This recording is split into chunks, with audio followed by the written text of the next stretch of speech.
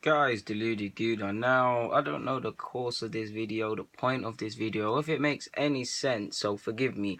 But before I start, it's important to remember, Wenger, you do need to step down. You are quite tired. Don't get me wrong, I've told you guys, 38 games, Arsenal will show it. You'll be tactically right for 5 games. You did it at Chelsea and got a point, so it's now 4. And I'd love to be wrong, and in hindsight, you turn around and somehow win the league in this current campaign. And I applaud you. You're dying by the own footballing wise. You're dying by the own standards you set. Where Arsenal was to where you've taken us, that can't be debated. And regardless of if you look at it, yeah, you've achieved great success, and then the mediocre years, and in your worst of years, you've turned around and got 3 FA Cups plus Community Shield if people count that.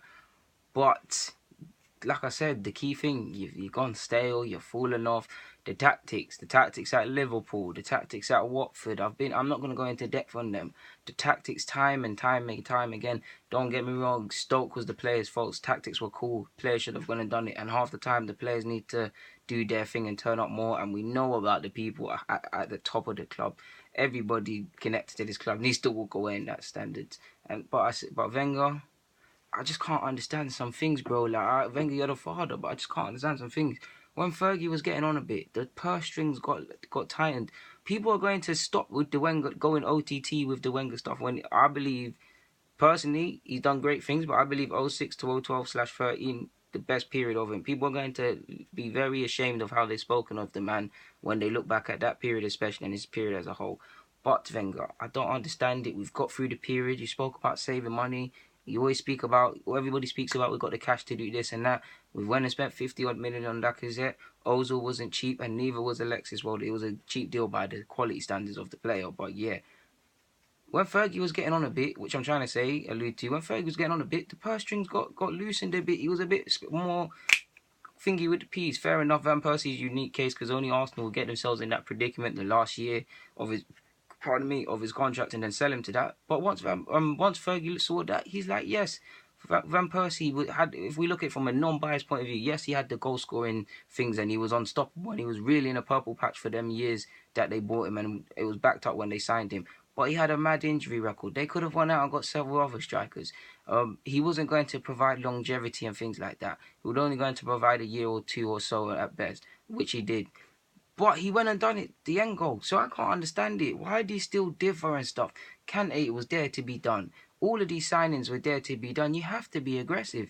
You're not alone in the transfer business. Between Dick Law and all these chips at the club, they're being nonsense, because Lamar was there for 60 mil. You're then trying to get 90, bid 90 for him. Now, don't get me wrong. If you're going to sell Alexis for 60 and Ox went for 40 and he's 90, that's right up Arsenal Street. I think that's a net spend of 10, sorry, or something like that. So, yeah, there's no clue. There's no clue in the players we're signing. Xhaka is an excellent footballer. He's not got a defensive bone in his body, and that's not his fault. He needs to learn, but that's not his fault.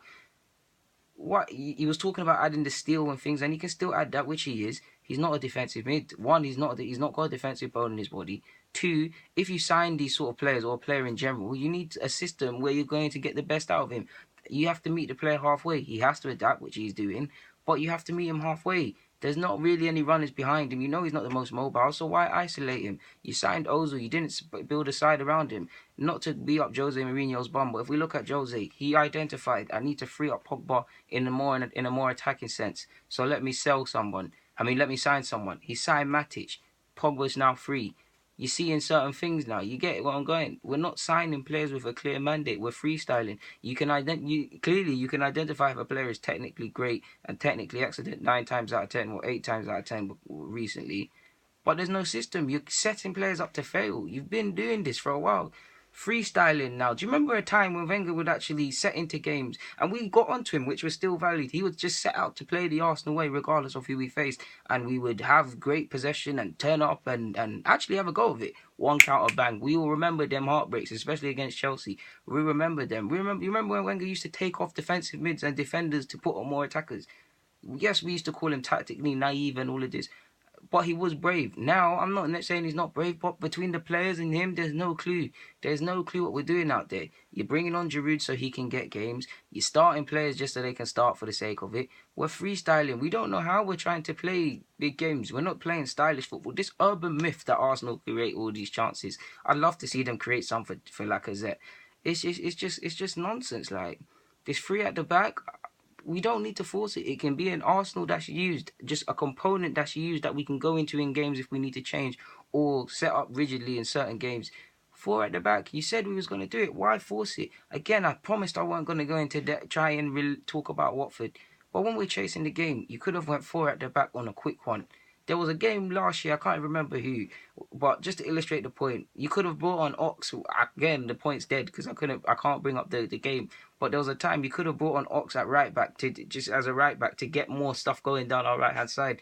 That never happened. It's these sort of things that we're being left behind. And on one hand, it does look like Arsenal fans, some fans, and say this, why are Arsenal fans so entitled? And I get it. We've won 3 FA Cups. We bar this year, we got top 4. And when you look at it non-biased and non-opinionated, they are the facts.